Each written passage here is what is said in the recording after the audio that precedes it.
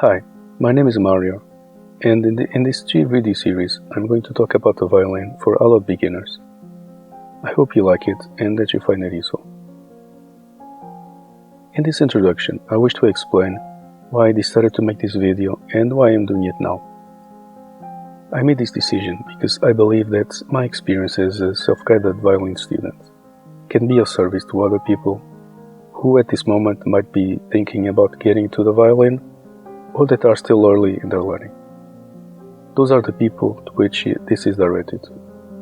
Adult violin students or aspiring students, and I assume that they will have or have already had similar experiences, and therefore I assume that some of my advice and my positions on the subject may benefit them. I'm doing this now for two reasons. I'm still learning to play the violin, and I'm doing so for just over 3 years and a half. Had I waited some more years, I would risk forgetting details that are important for the mission people, and start taking some things for granted despite having overcome challenges to achieve them. I also feel like I am closing a cycle in my progress by doing this. The fact that I am still learning may facilitate you to relate with me. And in this regard, you should have in mind the approaches to education alternative to the classical teacher-centered dogmatic process, the ones in which the focus is placed on the learner and not on the teacher, and in which the learners themselves relate to achieve the development of capabilities. This contrasts with the passive stance of the classical teaching doctrine, most surely the one that you have been in during all of your student life, and that you already know so well in its advantages and pitfalls. In this regard, I want to make a parallel between those two very different approaches to education and the two very different types of violin students, children and adults. A child needs external governance. Its psyche is active in so much as a recipient of external information, and its psychomotor dexterity can be developed extremely well by means of pure repetition, void of internal judgments of the process itself. An adult is supposed to be independent, is supposed to have already the skills of reasoning about the world that allow him or her to add a unique value to an endeavor, and usually will be wary of repetitive tasks in which he or she cannot add his or her unique personal contribution. I hope this makes sense to you, and I invite you to ponder about this before following up with me on the other subjects. I'll get into this subject of the learning process again later on the second video. Before that, and right now, I will talk about the basics of the anatomy of the violin. If you are already familiar with the object violin, then you can skip the rest of this video without loss of continuity. But in any case, you might find some advices here useful because I take the opportunity to set you up for more predictable challenges that lie ahead on your journey. In the third and last video, I will deal with other miscellaneous topics that either should not be in the middle of the previous subjects or that may be more abstract in nature. And it would be better for you to keep thinking about them after you finished all the videos.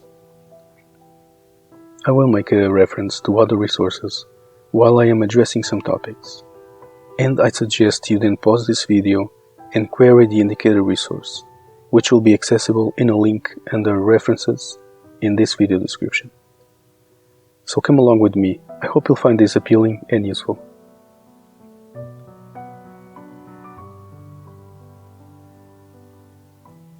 Here is the violin. Let's look at the main parts from top to bottom, and I will take the opportunity to give some advice about them. On top we have the scroll.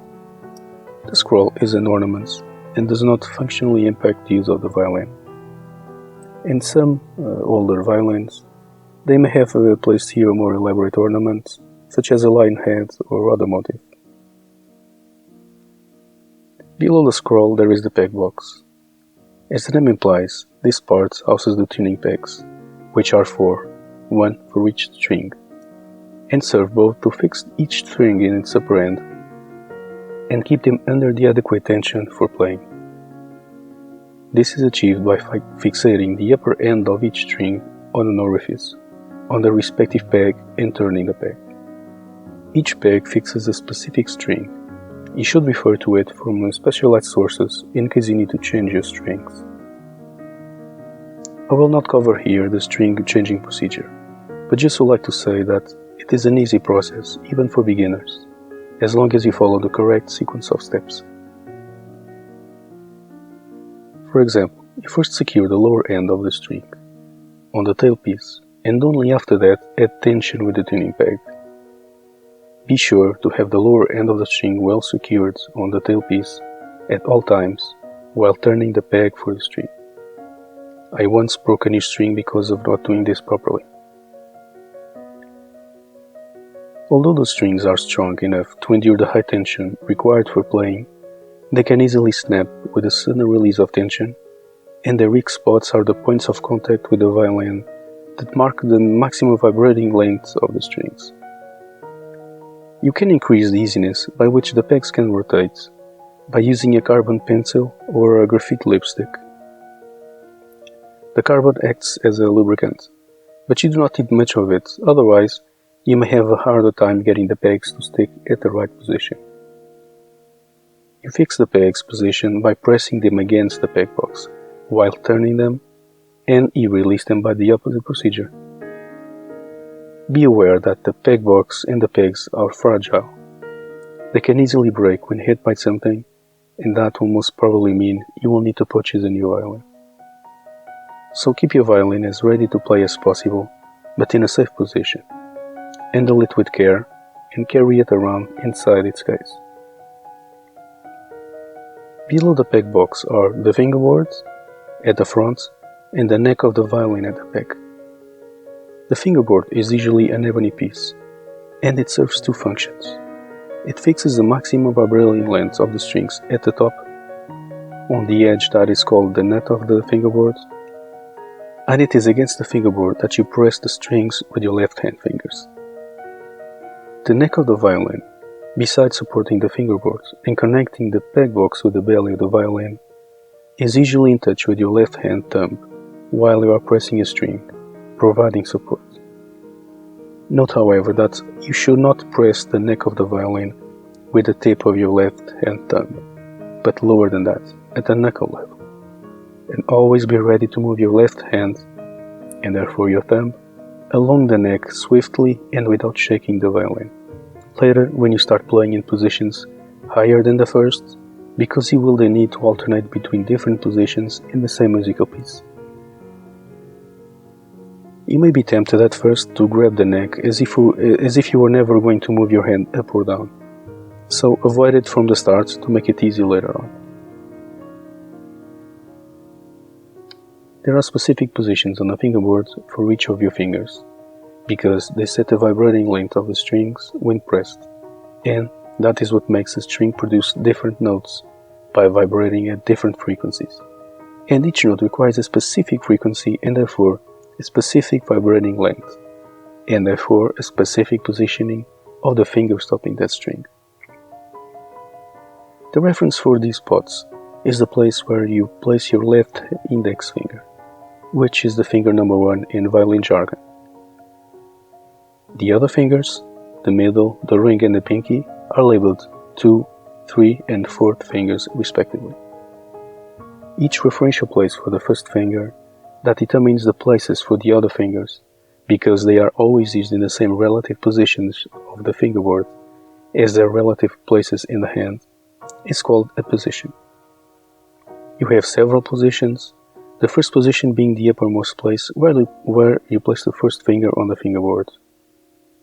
When you adopt as reference a position for the first finger that matches the usual position for another of the 4 fingers, let's say a nth finger with n greater than 1, we call that reference the nth position, up until the 4th position. Positions higher than the 4th follow similar logic adapted to the fact that we only use 4 fingers when playing the violin.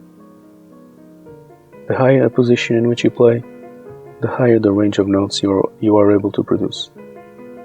You might have already noticed that when violinists play, they often move their left hand up and down on the fingerboards. They do so when changing position. Students will often have stickers placed on their violin to get used to the specific positions for their fingers. I have used them for the first finger in different positions and also for the harmonic on the open strings. Now for the strings.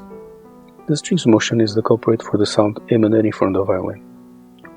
You set the strings in motion by passing the bow over them, more specifically the bow hair. The string responds by vibrating, and that vibration is transferred to the belly of the violin, which resounds, thus making the sound waves that you hear. You can also pluck the strings with your right hand first finger, which is called pizzicato, but that is not the most usual way. There are 4 strings, and they differ between them in either the material they are made of or in the way that they are built. Because of that, each string when tuned will be at a different tension at rest on the violin. The thinner the string, the stronger the tension that it will stand under, and the higher the frequency at which it vibrates, and so the higher the notes that it produces.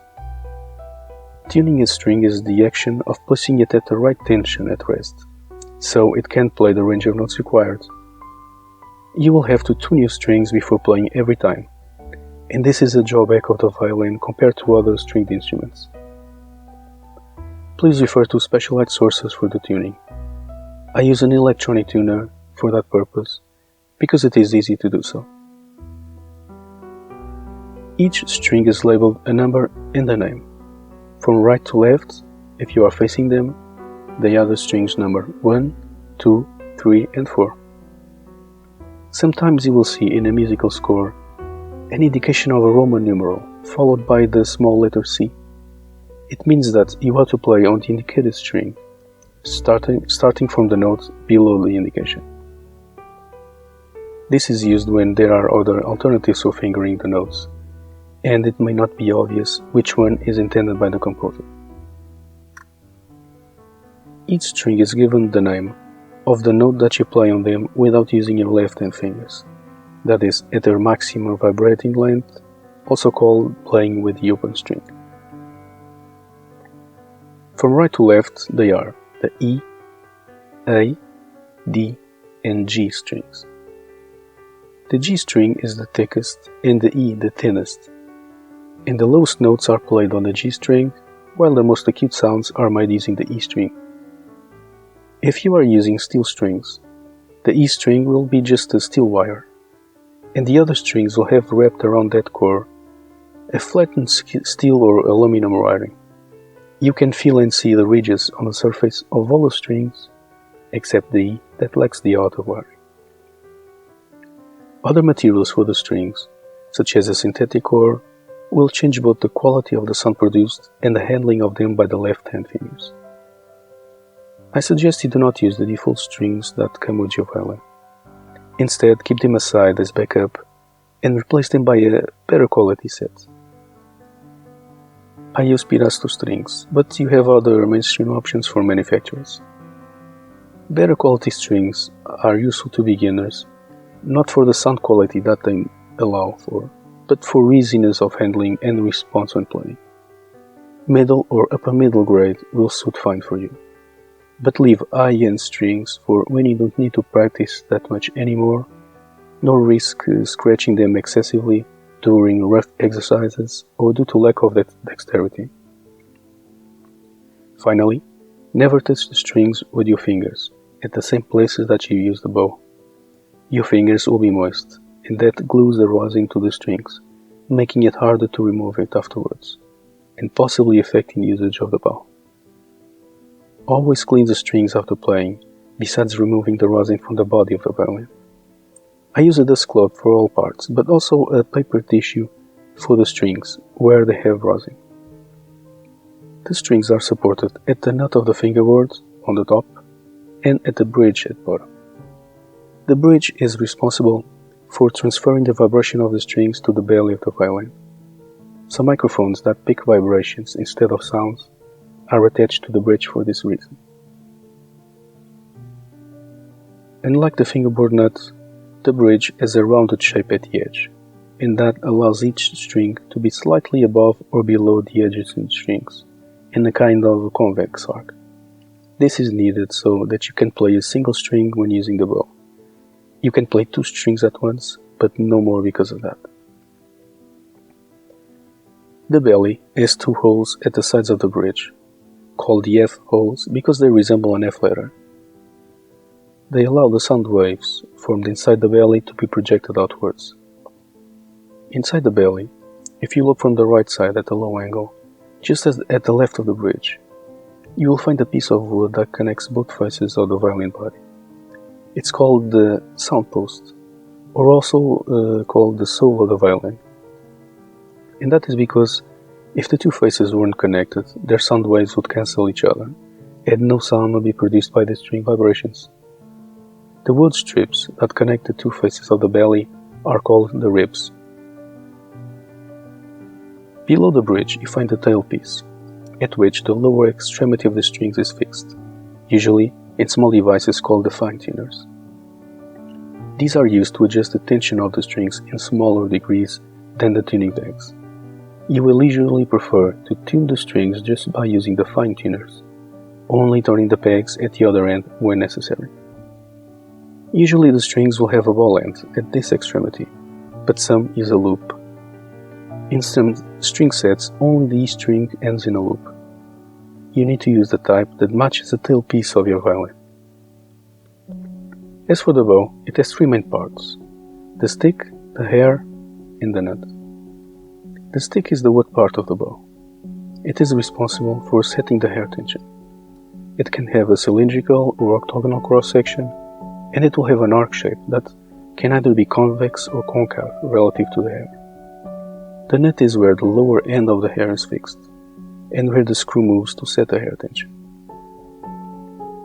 By turning the screw button clockwise if you are doing it with the right hand, the hair tension is increased, and at some point the stick will start to bend.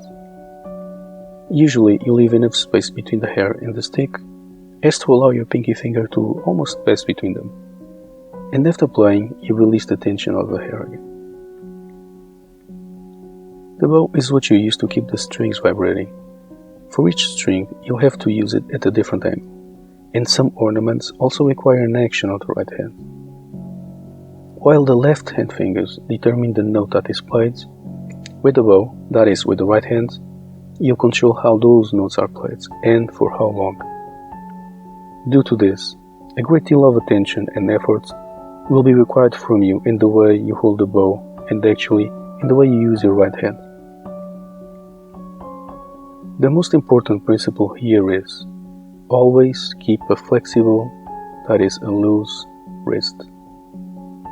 2 of the biggest challenges for you as a beginner will be getting used to using the 2 hands very differently between each other but in precise concert, and getting used to perform very precise and timely movements with the right hand while keeping a flexible wrist.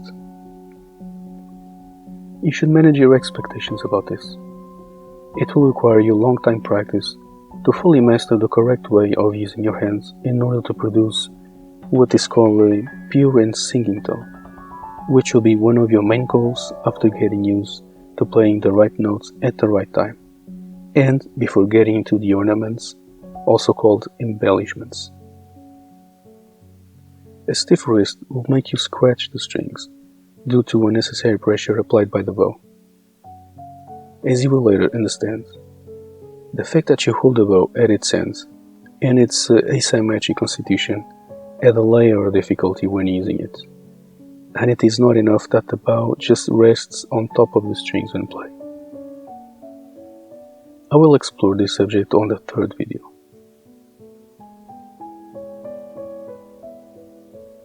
Now, since I introduced the bow, let me introduce its lifelong companion, the rosin. The rosin is a solid, brittle substance that leaves a fine powder in the bow hairs when you friction it against the rosin. If you try to use a newly bought bow on your violin, you'll discover that it makes no sound. The hairs are smooth, and scratching the strings with them alone will not set them vibrating. It is the rosin on the hairs that creates the friction necessary to produce the sound. You apply the rosin every time before playing, and after you set the hairs to tension. Do it with long strokes of the bow over the rosin sample you are using, just as if you were playing the violin, but applying some more pressure. If your bow is new, and even more so if it is the first time you are using that rosin sample, then you may need to spend quite some time doing this to be able to powder the bow hairs. The first time I did this, after buying my violin, it took me a good half an hour, and because I was not used to bowing, it got my arm aching actually. At first I believed there was something wrong with the bow or the violin, because I was expecting it to start making music after just a few strokes. A useful thing you can do here is to use the whole surface of the rosin sample to powder the bow hairs. This is because it will keep an even, flat surface all the time. And that not only makes it easier to you to rosin the bow, but it also allows you to use all the rosin you have instead of wasting a big part of it. To close this video, there is another thing that I found useful and I want to tell you about. It is the mute. The mute is a piece that you place on the bridge, and it will dampen the vibrations, thus making the violin less loud than otherwise. It can be made of plastic or rubber-like material or wood. The mute is useful to me for two reasons. On one hand, it reduces the screaming of the violin at my left ear, which I never found much pleasing, especially in the first times playing. On the other hand, it reduces the sharp background noise of string scratching that is always present when you use the bow. These two advantages allow me to focus better and perceive more easily the details of the sounds I am producing and playing. And this is a powerful aid when you start to focus on improving the quality of the sound you make, because you can then make adjustments that you cannot be aware of otherwise. This is all for the violin build-up. In the next video, I will adjust the learning process.